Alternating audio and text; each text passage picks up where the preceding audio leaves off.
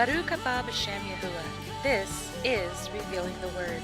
Today we are going to take a journey together and discover the hidden word of Yahuwah.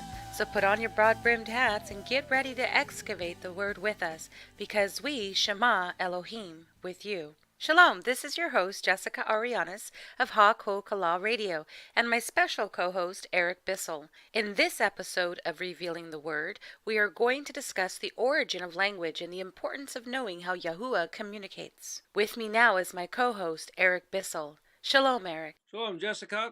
This is a great day. We're doing the broadcast finally. We've been wanting this, and it's always a wonderful day when we have the chance to project across the face of the earth the Shem Yahweh, his words, and they lift up his name and say, Yes. hey, this is the one who we trust in, that we have relationship with, that we're going to be spending eternity with, and we're going to be talking about his stuff, his things, his matters, his devarim.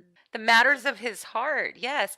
We're engaging in dialogue, which I think really is the essence of what Yahushua came to do, which was to restore the breach or to be a bridge to the chasm so that we could cross over and come back into a proper covenant that is mouth to mouth, face to face, and have proper dialogue. I believe in this hour, Yahuwah, in his infinite mercy, his great compassion for us, is restoring the line of communication. That's right. If you go to Eriktology, spelled Eriktology, if you go on YouTube, there's a number of different things that are various different talks, as well as a 60-hour class that we did back in 2011. Let me just say that what we're talking about here is not about me or you, it's about words. And so this word Eriktology, that's a sound, the word Eric. Well, there's 3 different ways you could spell that word, and each one of them means something in Hebrew. But if you look at, and I know we haven't gone through the letters yet, but if you look at Ayin Resh Kaf, it's basically pronounced Eric, and it means to assess, to evaluate, to determine something's worth that you otherwise had no regard of. For example, in your introduction here, you talk about put on your broad brim hats. Well, that's what an archaeologist does. And if you were just out walking around and you saw a rock and you didn't think of it as being valuable, but if you go, wait a minute, I suspect there's something about this rock, and you look at it that it's actually a piece of geological resource, say a particular type of rock, or perhaps it's an artifact. If you look closer, you'll see that it's really something of great interest or something of great value. That's literally what the word Ayin Resh Kaf means. If you are an appraiser of a house or a piece of jewelry or something that somebody doesn't know what it's worth, you make it your mission, your job, to go out and figure out what's really going on with this particular thing, and then express it into words that somebody else can realize its value. That's what the word Eric is all about. So Eriktology is the study of things that we had no regard for, that by seeing that these words and letters are actually not only the voice of Yahuwah, but Yahuwah's face and his heart. And these words and letters are the Mashiach himself. That's what Eriktology is about. And if you want, you can access some of those teachings on YouTube. You can go to Mountain Air, AIRE 7, Mountain Air 7. I think it's the number 7, yeah, the digit 7, and that's accessible on YouTube. Or you can reach Eric Bissell on Facebook under Eric, ERIC, Bissell, BISSELL, or you can go to our website or to my website at HaKol That's HaKolKallah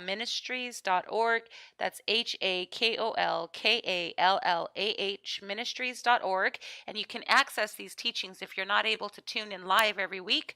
Be sure to know that we are uploading our podcasts once they are broadcasted on Messianic Lamb Radio. Then we will podcast them on the website. You can access them. I will do my best to try to make the notes available. They are not always available, but I will do my best to do that for you. If you want to follow along, you can pull up some of our resources, I will have the resources available on the website also. Some of those resources that we mentioned in our last show were the Strong's Concordance that we will be using. We do not rely solely on these resources. They are exactly that. They are resources, and they aid in our excavation or in our discovery. But the Word of Yahuwah is our firm foundation. So we also use the Ernest Klein Etymological Dictionary of the Hebrew Language, which is published by Carta Jerusalem. We will also be using in this series the BDB, which is the Brown Drivers and Briggs. That's the BDB, Brown Driver Briggs, as well as the AHLB, which is the Ancient Hebrew Lexicon of the Bible. I think that's by Jeff Benner. Again, if you want to contact us, you can go to Facebook. You can access us by our tag names, HaKol Kallah Ministries.org or Eric Bissell. This is episode 102 of the Revealing the Word series. And last week we discussed what it means to initiate dialogue, and we laid the foundation of communication, which in our opinion is to hear. And we know that just one of the attributes that separates him from other mighty ones, or how does Eric say, Elohim Achrim, right? That's right. Elohim Achrim. Okay. What differentiates him or sets him apart is that he is able to engage. He's living. He's alive.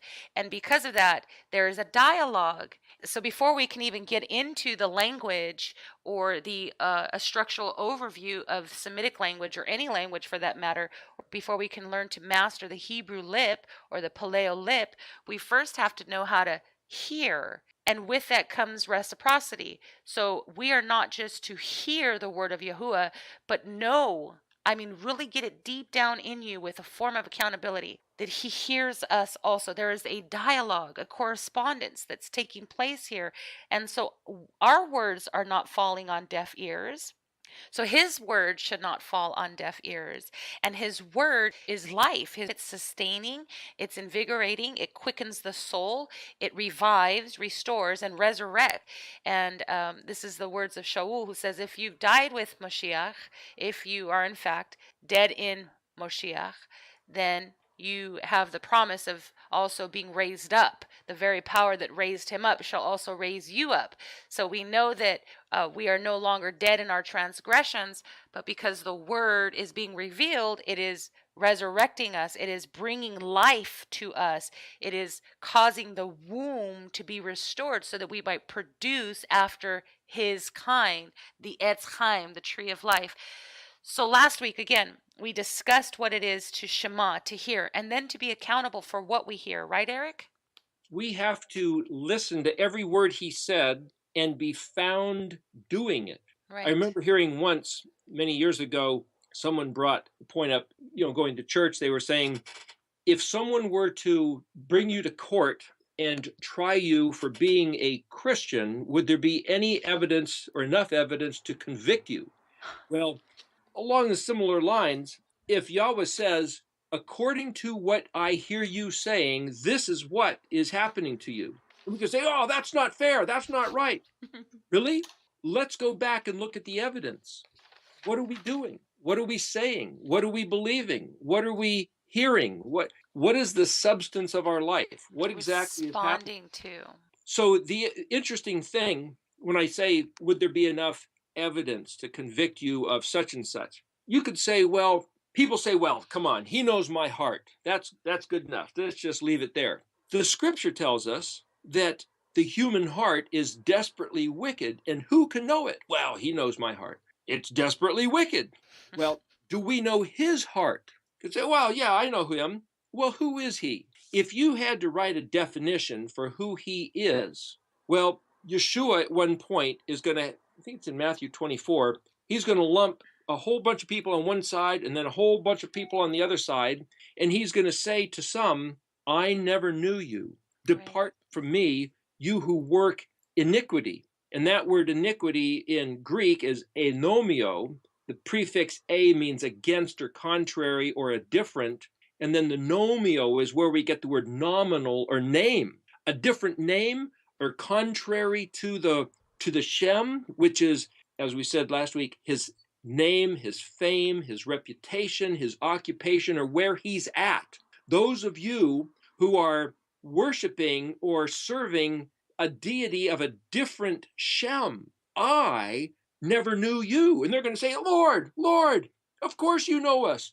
We worship you, we sang songs to you, we prayed to you, we have faith in you, and we trusted that we would spend eternity with you. And yet he says, I never knew you? What's going on here? So you could say, where's the testimony and the witness of his identity? Well, if you look in Hebrew, there's a simple two-letter word spelled ayin dalet, ed. It means witness and testimony. And so one of the things we're going to be doing in these talks of this radio show is looking at individual Hebrew words and opening them up to see what's inside. There's a word that's typically translated as festival, which is moed, which literally means the place of witness, or this is where the testimony is found. And so if we just think, oh, those are Jewish holidays, those are the feasts of the people of the Old Testament, that's a bad rendering of what that word really means. It's really the place where is the testimony and witness of his identity, of his heart. And so just to go back and look at the festivals, the Moedim, is because they identify him who we serve. They are the things that say, this is Yahuwah. It's a matter of saying, we're going back to look at his instructions because it's who he is.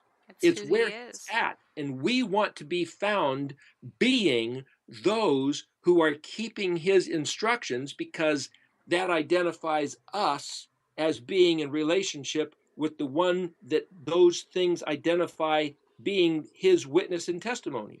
Well, you mentioned that word iniquity, and that word iniquity, even in the Greek, that word iniquity has two forms. It takes on two forms. And the one that you mentioned, anomia, it means a violation of the law or a breach in contract, which leads to wickedness. And then we also have the word for iniquity, we have adikia, and it means also a legal injustice. So it means an infraction of the law. So I'm sitting here and I'm thinking, well, wait a second. So this is iniquity, to violate the law. So, but what law? Because what I found is that there were certain elements to my faith that didn't require much. Like, I wasn't going to be held accountable for very much. I could just kind of saved by grace, and that grace, was the ability to kind of mess up and just dust myself off and keep going, which in fact it is. I mean, it does. It gives you the opportunity to make mistakes and to grow and to learn from them. But as I began to progress in this journey and begin to love the truth more than my own understanding, I started discovering that, wait a second, there's more to this than I thought. And I am extremely accountable for not only what I do, but more importantly, what I say. And that words are life, and that everything was spoken and came about because Yahuwah spoke. He brought it into existence by his word and through his word. And if there's power in that, then there's power in what I speak. I mean, the word tells us there's life and death. It's in the power of the tongue. Whoa, wait a second. So there's a weight here. It's very cumbersome to know that what we speak and how we speak and what actually comes out of that. Remember, it's not what goes in your mouth, but what comes out of your mouth that defiles a person. And so, again, as I took this journey in and I began to have a zeal and a respect for the language, I began to realize that there was something more to this contract or this law, this idea of law. And I realized, wait a second, I used to work for HSBC Bank, or I used to work for the financial institution, and I was working in the legal department for the foreclosure specialist, and we were preparing legal documents for attorneys. And it was there that I realized, Eric, that wait a second, this language, this contract, these mortgage contracts in which these people came in agreement with, the majority of these people were going to lose their homes because they didn't understand the language in which their contract was written. Okay. And as I'm in quality control, I'm in the legal department. I have to look up every jot, every tittle, every I, every T, and I have to make sure that everything's in order so that they can actually pass judgment against these individuals for not keeping their part of the contract and repossess their property. And so I'm saying, wow, if only the people read their contract, if they only understood their rights, if they only understood the language that is written, but the language was so complicated. And I remember having huge dictionaries and a bunch of links and resources that we could access in order to understand the language ourselves. And imagine, I was trained in this department, so or in this field. So I'm thinking, wow, if it's difficult for us and we've been employed to understand it, imagine how much more difficult it is for those who just simply signed the contract and said, okay, give me the home under these terms, and sure, we get to live here. But now they're going to lose their homes. And so I started thinking, how much more important is it for us to understand our contract? Because the day will come when the anti-Messiah rises up, and there are many, will rise up to foreclose upon us and say, you're in debt to me. I own you. You're my property, and I'm going to foreclose upon you. And why? Because we don't understand the language in which our contract was written. And if Yahuwah is a sovereign and we are citizens in his kingdom, then it would behoove us to learn the language in which our contract was written. Why? Because there are promises there that will protect us and that will keep us. But there are also curses. There are elements within our contract that will either benefit us or work against us. And so in this series, we are going to do our best to not only establish a firm foundation in the original language, which we believe was Hebrew, the Hebrew tongue, or the Paleo language, or the Paleo tongue. We're going to establish that and try to encourage you and stimulate you and hopefully provoke an appetite in you so that you too will want to dig it up. Look, search it out so that you too can have the authority that is hidden in his word. The power and the authority is in his word. Jessica, last time we mentioned that the voice of the bride was something that was talked about in Malachi 3:16 and verses 13 to 18. We went over that. Malachi in the King James Bible is the last book of the Old Testament. In the Hebrew Tanakh, it's organized a little differently. But one of the other last verses, there's a total of 24 verses. Verse 22 says, "Remember the Torah of Moshe my servant, which I commanded him at Horeb for all Israel, decrees and statutes." So there's a certain frame of mind that says, it's a different covenant. We don't have to deal with that. So we're not talking to people who don't want to regard these things. If you don't want to regard these things, fine, believe whatever you want to believe. But if you want to look back at these words and say, when he says, "Remember the Torah of Moshe, my servant, decrees and statutes that he gave for Israel," this particular study is for those of us who say, hey, I would like to be that people. I want to be Yahuwah's Kadoshi. Now, this word Kadosh is betrothed, is set apart, is very special attention, like no other. That's Kadosh. As a matter of fact, the Melachim, the angels, the cherubim who were going around the throne, they don't say, holy, holy, holy. What they say is Kadosh, Kadosh, Kadosh. This word Kadosh is all they can say when they see the exhibition of mind-blowing, pure, splendor. Awesome. The only word that can come out of their mouth is Kadosh. We in English have no appreciation really of what this word means, but that's what Yahuwah calls his Israel, Kadosh. When we look at him and go, the only word that can explain it is Kadosh. My Kadosh one would be Kadoshi. When he looks at Israel, who listens to his words and does them, he says, Kadoshi, my Kadosh one. So for us to regard his words, his decrees and statutes, is in the Torah. We want to be his people so that when he sees us, that's his expression. And I know there's a certain doctrine that says, no, look, if you're in Christ, he sees Christ, and so when he sees you, he sees Christ, and so it's all good. We're not even addressing that. We are trying to read these words and play into what they express. And if your doctrine tells you something different, that's for the people who want to argue doctrine. We're not trying to talk about doctrine. We're trying to talk about, when I see these words and I understand what they say, my heart wants to respond by doing what he said. Right.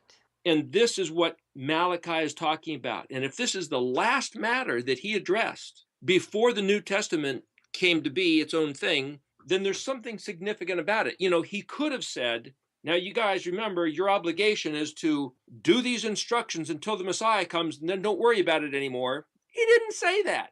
What he said was, remember. And that means that word zakar, Zakar. remember, means to recall to mind, to commemorate, to readdress, to keep it in your mind, in your memory. Okay, that's what we're doing. You said the voice of the bride, and where I got that title from is in Jeremiah, where it talk, and in Revelations, where Jeremiah 13:33 or 33:13, but it says, "The voice of the bride and the voice of the bridegroom shall be heard no more." But in the previous chapter, it says that the voice of the bride and the voice of the bridegroom were heard with joy and gladness, and so there was this great celebration, and then they're heard no more, the voice of the bride and the voice of the bridegroom. And in my understanding, I'm thinking, well, first of all, remember the spirit and the bride, or the ruach and the bride, say, "Come, bo." So I'm thinking about this union, and I'm thinking about the initiation of communication and how communication is established, and just how important communication is. And in any relationship, if there's no communication, then there really is no relationship. I mean, I have many elements and objects inside my home, and I don't necessarily have a relationship with them until I'm actually using it and it's being used for what it was created to be used for. For example, my stove, I mean, it could be sitting there and it's an inanimate object because I'm not using it at this moment. But if I were to go use it, then I would have a working relationship with my stove. So in order to have a working relationship with people, there has to be a dialogue. There has to be a form of communication, and we hope that communication is healthy. So before we could even go into the origins of language, I thought it was extremely important to establish what it means. You said several times that in Malachi, it is speaking about the voice of the bride and what it means to be the voice of the bride. It means to communicate about his heart, to communicate with him, about him, and that in return, he hears and he responds to that and says, well, if you're making me famous, I'm going to make you famous. I shall place a crown upon your head, and I shall call you Kadoshi, because our communication is Kadosh. It is set apart. And you're in that set apart place. We have dialogue that is kadosh. We have dialogue that has been set apart for just me and you. And you speak about the things in my heart, and I shall speak about you. And I shall sing songs of deliverance over you. And I shall whirl around you and whirl about you. And I shall dance about you. And you shall dance about me, and we shall be joined together, and our hearts shall be equally yoked and lined up. And you shall be like me, and I shall be like you.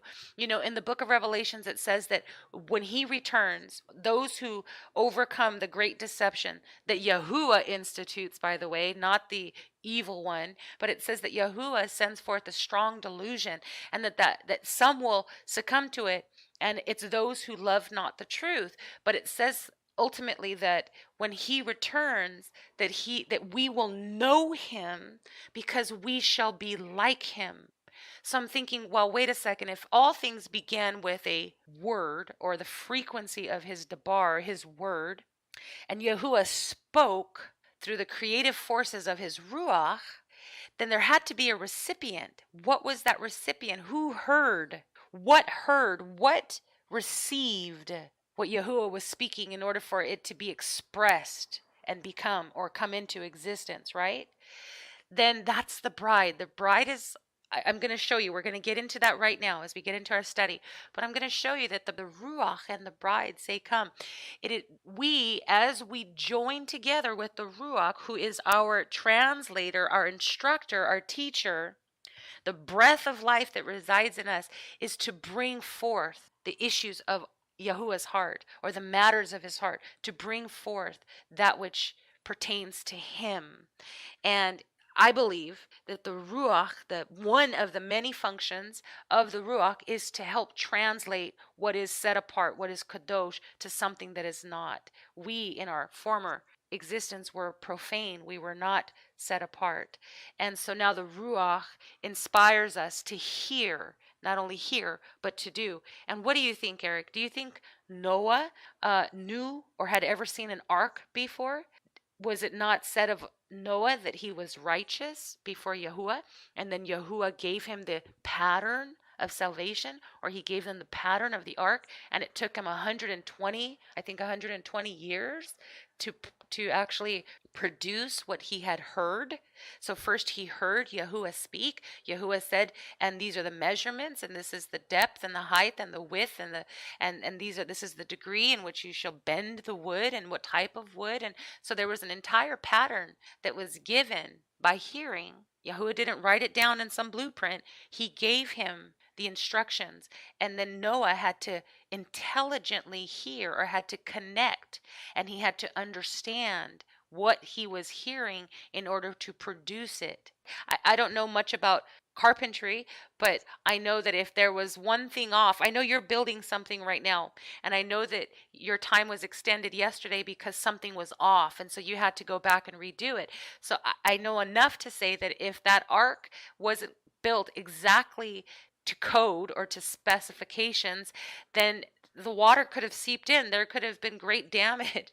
I don't know how much damage could have been caused, but I'm thinking it wouldn't have they wouldn't have succeeded. Well, you mentioned, Jessica, a couple different things that were bringing up a concept here. One is that in order to speak, there has to be a hearer, because that's what it means to create a sound. We mentioned last talk, about a definition of a sound is that which is received and heard, not necessarily that which is generated. So then you talk about the fact that Noah heard an instruction and started working.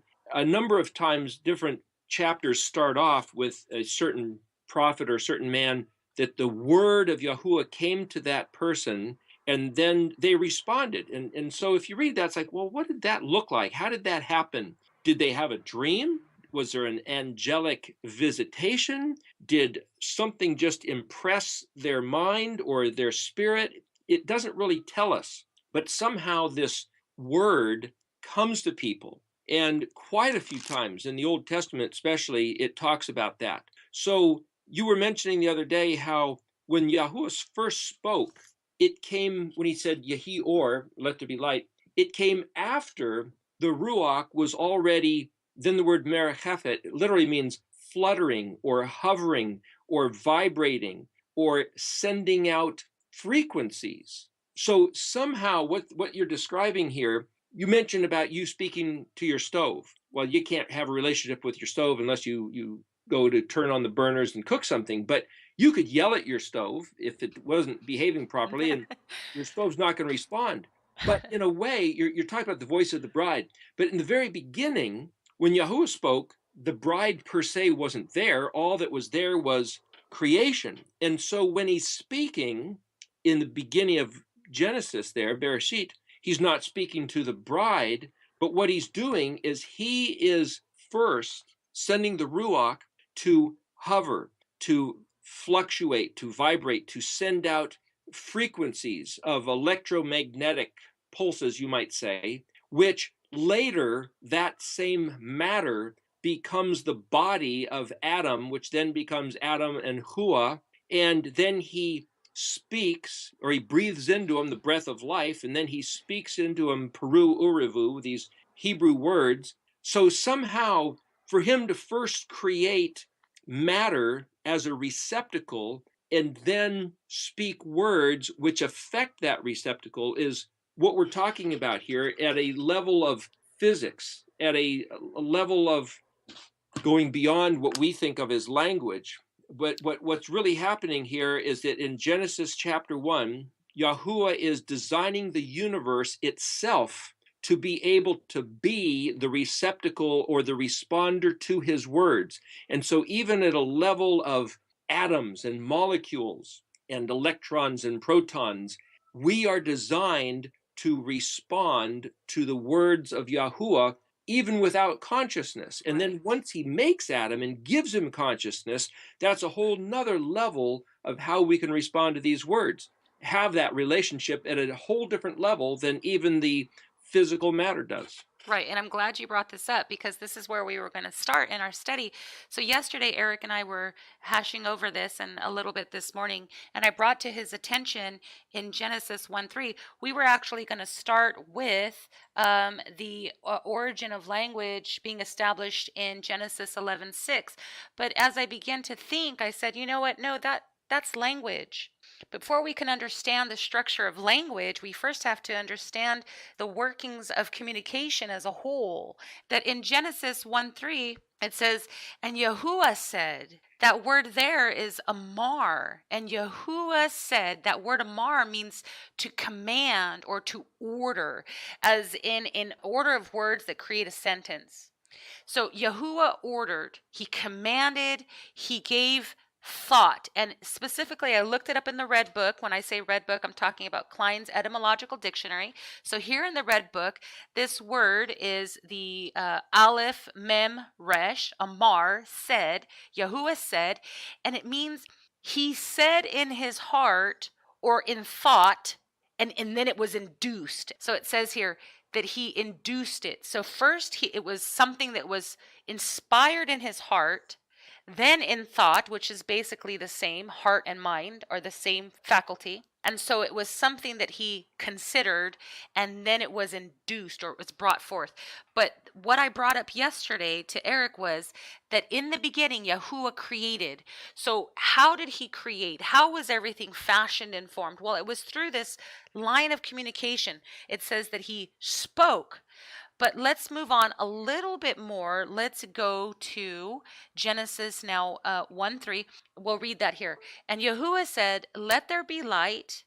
And there was light. And then he saw that that light was tov, it was good. And then Yahuwah divided that light from the darkness. And then he named it, right? Okay.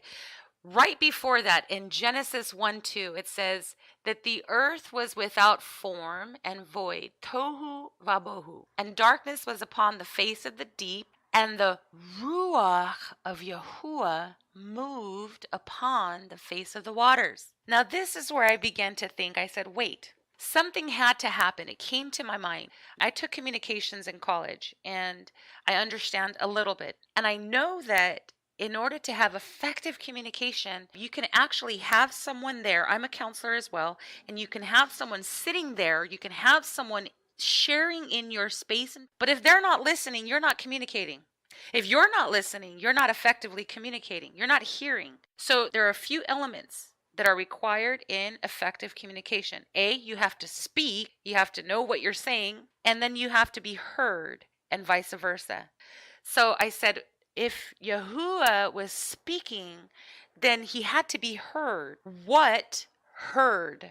So then I found that verse, Genesis 1:2, verse 2, where it says, first, before he amar, before he said, before he spoke anything, the ruach moved. I used both the Strong's as well as the Red Book, the Klein's book. That word there is rahaf, and it means to flutter or to shake or to vibrate or to move or to quicken. So I'm thinking quicken. Well, the word comes and it quickens. The word tells us that it is alive and quickens the man or the hearer. So I said, well, in order for something to be revived or quickened, or in order for vibrations to go forth, there has to be something that is obscure or dead or in need of quickening. So I began to excavate these words here in Genesis 1, verse 2. And of course, we know the word bohu, which means an emptiness or to be void. And then that word without form is tohu, which means to lie in waste or desolation. But the word that I found was darkness. And it says, and the earth was without form and without void, and darkness was upon the face of the deep. Well, that word darkness is chosech.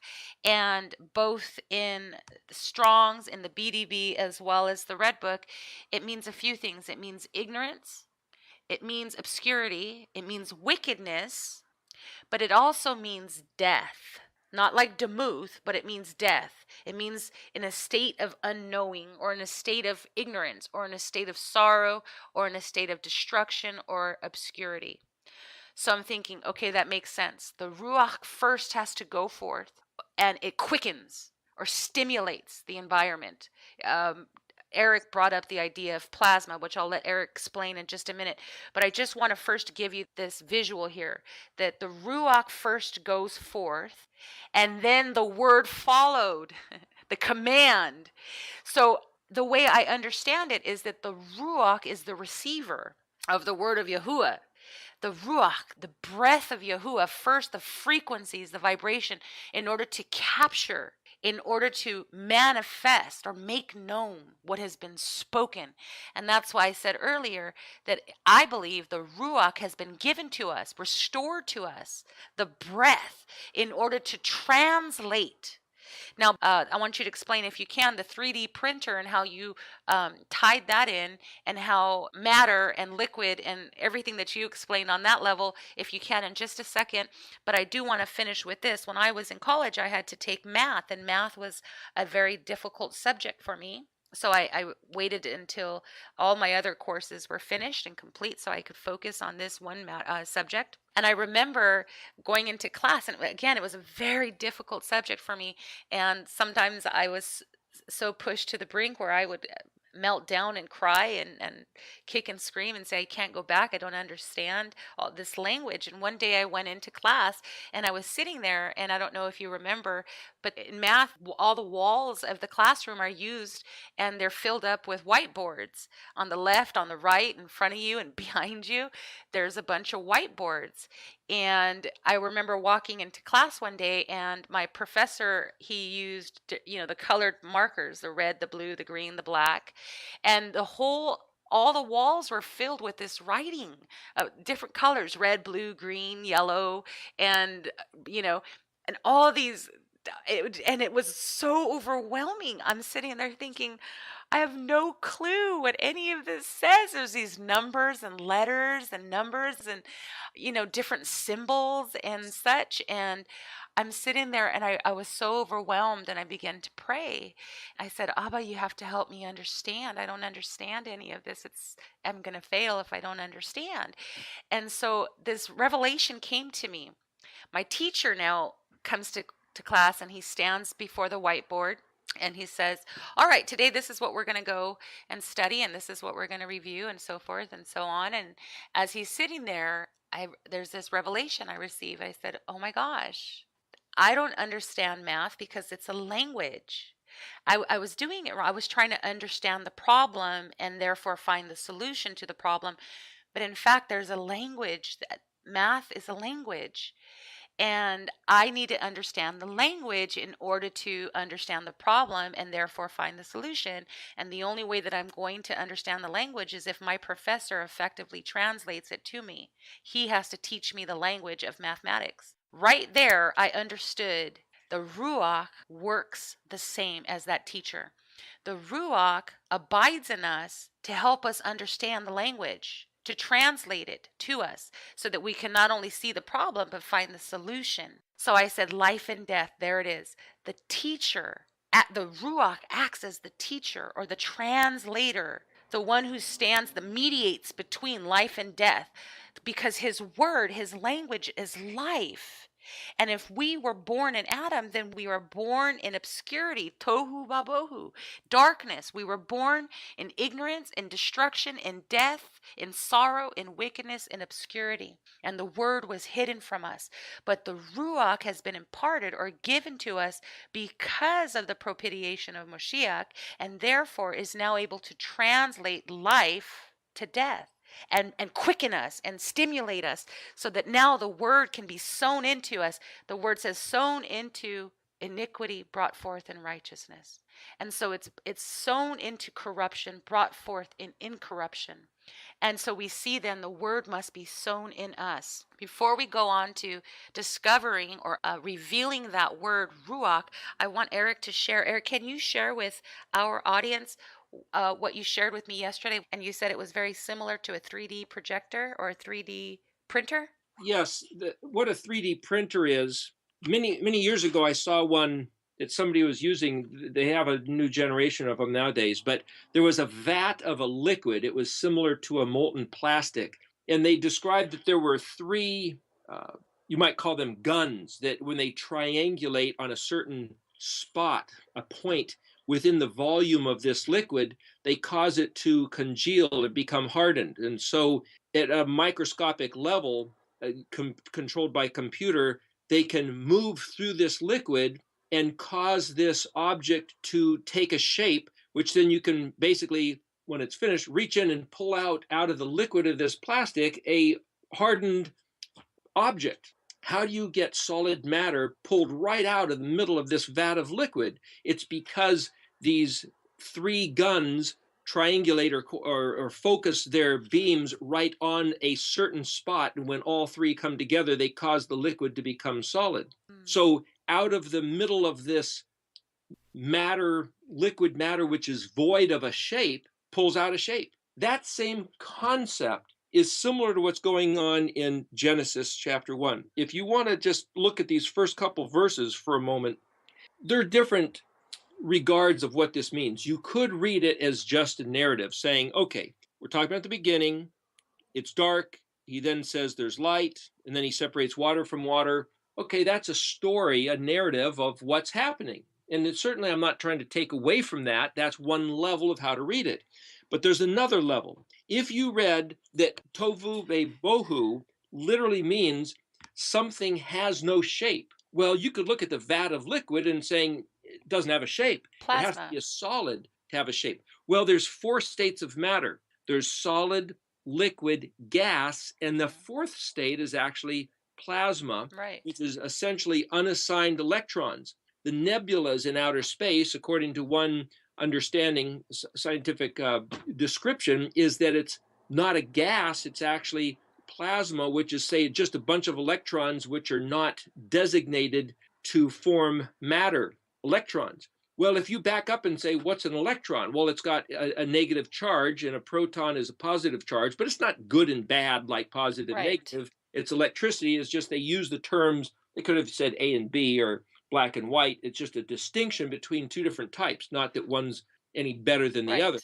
So if you could look back and say, well, in the very beginning, what Elohim did was simply put there this notion of charge, two different types of charge, but they hadn't formed any matter yet. They were just there in existence. And then when the Ruach of Elohim merachefeted or fluttered or vibrated, he actually generated motion. Well, electromagnetism is actually a movement, you could call it a flow or a charge, like a sine wave pattern. He got things stirred up. And then when Yahuwah said, Yehi or let there be light, he actually put things into a designation or into a form. Plasma is without form. So he took what was formless and without a shape and started organizing it. That's the first thing he did, was organizing what was simply a charge, you might say a static charge. So too, going back to what you're saying, for him to create humans, they're just an object made out of clay. He then breathes and gives life, where you breathe in, you breathe out. So now you're animated, but you have no consciousness.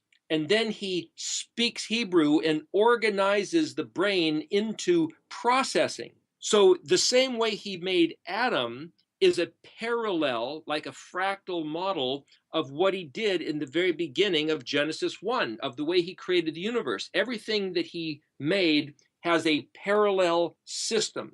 It's kind of like the idea of what's called concentric circles, which is a target where everything like ripples that you throw a rock in a pond and the ripples go out around a certain center point. Those are concentric, they have the same center. So, too, if we see what Yahweh has made in one place and then reads what he has made in another place, we'll find that the patterns are similar, though the story reads differently. So, part of understanding the language is understanding the system of what he has done. And if we Right. say, if we don't hear Shema, if we don't hear his voice, we are alive, but we're really not alive yet. We're like this tohu vebohu, dead, ignorant, dark, depressed. This word chosek means without the benefit of insight or life or vitality or vibrancy, which we get upon the command of his voice. So Right. somehow what he created was being, and then movement, and then organization of that movement, and then relationship. So the whole idea of going Mm. back and hearing his voice is to gain the benefit of, you might say, the whole reason why the universe exists is not just being, but engaging because of words or through using words. We are here at the pinnacle of creation, words responding with words. Amen. I love that. Yeah. That word or, when you brought it up, that word or actually does mean order. It means to place something in order. And we know, again, that there is a sequence of events that are taking place here that's absolutely fundamentally important in regards to healthy communication. There's a symbiosis taking place here. To have a symbiotic relationship, there has to be a speaker or an oracle or a mouthpiece, as well as a hearer or someone to respond. So it's not just having something present, like Eric said, but it's having engaging with, an interaction with, and so therefore producing exactly what it was created to be. Now, I can only imagine if I used my stove as a refrigerator, it would be nullified, ineffective, and that is wicked. That's what we don't understand, is that that stove has a purpose. I have a purpose. You have a purpose. We have a purpose as a whole. And if we are not fulfilling our purpose, then we are in violation of why we were the Torah, or the very pattern in which we were created, which is a pattern of righteousness.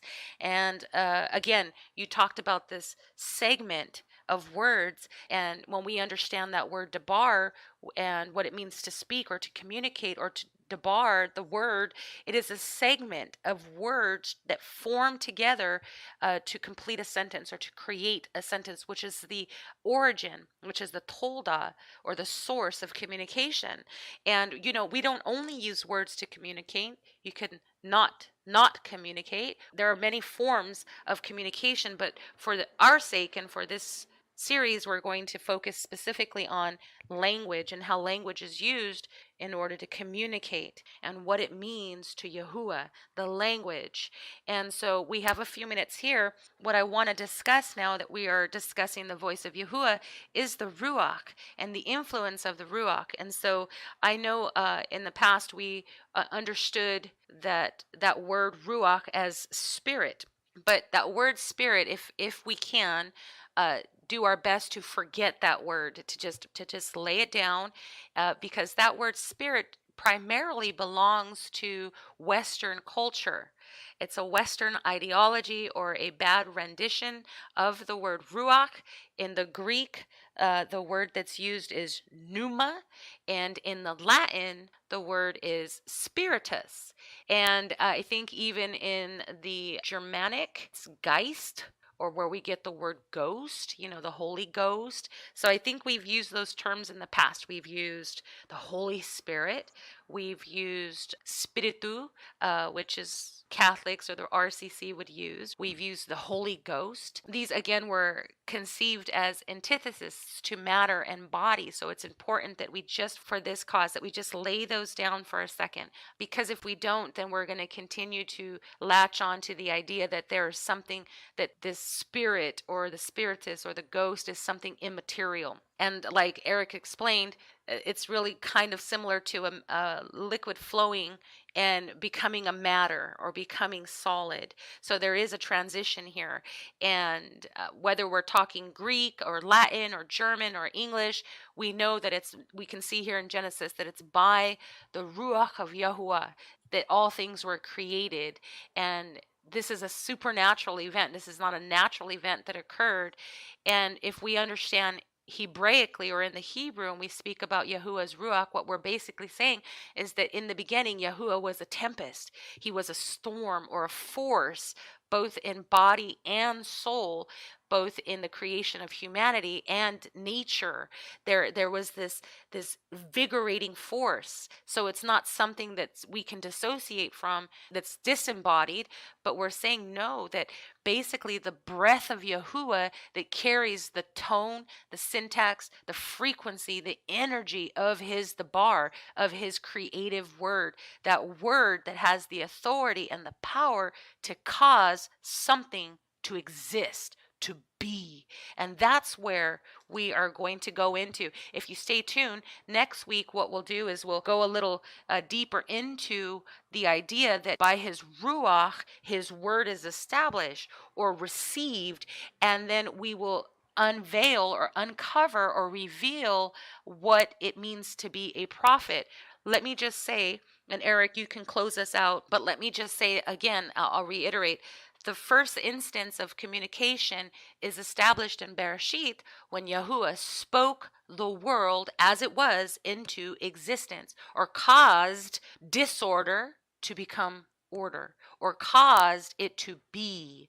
In Psalm 33, verses 8 through 9, the psalmist says, "Let all the earth fear Yahuwah. Let all the inhabitants of the world stand in awe of him. For he spoke, and it came to be. He commanded," that's that word Amar, "and it stood fast." So if Yahuwah spoke, then what does this form of communication look like?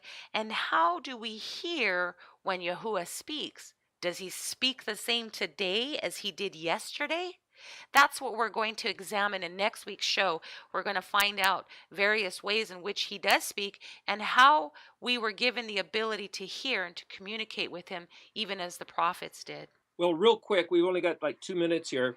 Let me just say the word prophet is spelled Nun Bet Yod Aleph. The word Bet Aleph means to come or arrive, and Nun is to engage. So when you say that he spoke, for him to put something into action is a Nun. For it to take on matter or object form is the letter Bet.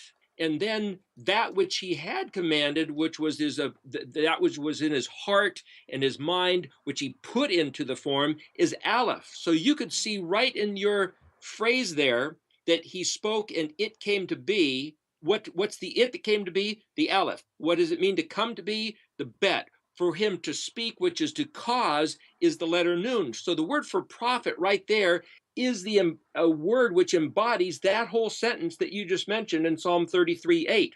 And so when it says the word of Elohim came to so-and-so, that's the word Navah. And when you said Bo, Ruach HaKodesh, that word Bet Aleph is that same word. And when you said in the very beginning of the show, Baruch haba b'shem Yahweh, that word haba is to arrive or to blessed is he who embodies the Aleph, who does, who sees it, who it materializes in his heart, in his consciousness, and he comes alive. Blessed is the one who can hear this language, who it Who is comes alive. alive.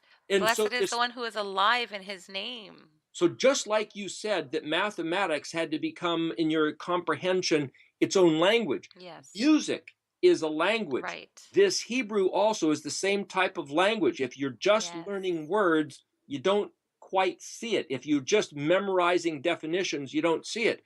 But when these letters come alive, the same way colors form art, or the same way that words or that notes cause a song, or that words speak this language, it's not the language, it's the Ruach. This is the heart of Yahuwah that's expressed in these letters. It takes on a whole different life. Hallelujah. All right, well, that's it for this week's show. Be sure to tune in to next week when we discuss what it is to be a prophet and how to function in his word, even as Avraham was called a prophet because the word of Yahuwah came to him and spoke. So we too want to hear the word. Zakar, remember the words of Yahushua, and he said unto them, Take nothing for your journey, neither staves nor scrip, neither bread nor money, because Yahuwah Elohim Amcham, Yahuwah is with you. Ivarechecha Yahuwah. Shalom.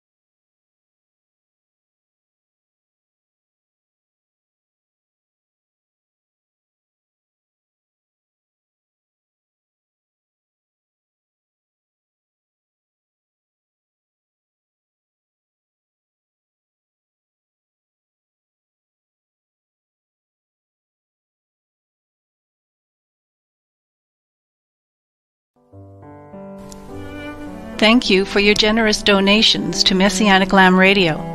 You will be blessed, as promised in Proverbs 22, verse 9. These donations enable listeners from around the world to hear words of hope in teachings and in songs. Toda Rabbah. This is Mark David Smith, the executive producer and owner of Lamb Radio. It is the opinion here at Lamb Radio that the Messianic movement is long over. Hallelujah. One of the definitions of the word movement is a group of people with a common ideology who try together to achieve certain general goals, and we do believe this definition is very accurate. On the other hand, we also believe this goal has been achieved and is now a lifestyle. A lifestyle that was established 2,000 years ago, lost its momentum, and was reestablished early in the last century. That Messianic lifestyle, as it was in Yeshua's time, is, of course, as relative to its time as it is to our time. Lamb Radio seeks to bring to the forefront the lifestyles of Messianic believers from around the world and help establish the Messianic lifestyles of our time as our children learn the ways of Torah, a lifestyle with hope. There have been many great teachers who have gone before us, making the way for a new generation of teachers, believers, and communities. From that, we now have Lamb Radio, a place where these new teachers, believers, and communities can congregate to help set up and continue this lifestyle. The Messianic Lifestyle audio magazine broadcast, Lamb Radio, at MessianicLambRadio.com proclaims Yeshua as Messiah and the Lamb of God through songs of praise and worship, along with inspirational live talk shows that promote the lifestyle Yeshua teaches from the Torah. Be part of his lifestyle, which is now firmly planted within the nations, rejoicing in his redemptive work as we wait for our Messiah to return as the King of all kings. Thank you for listening to the Messianic Lifestyle audio magazine broadcast, Lamb Radio, a lifestyle with hope.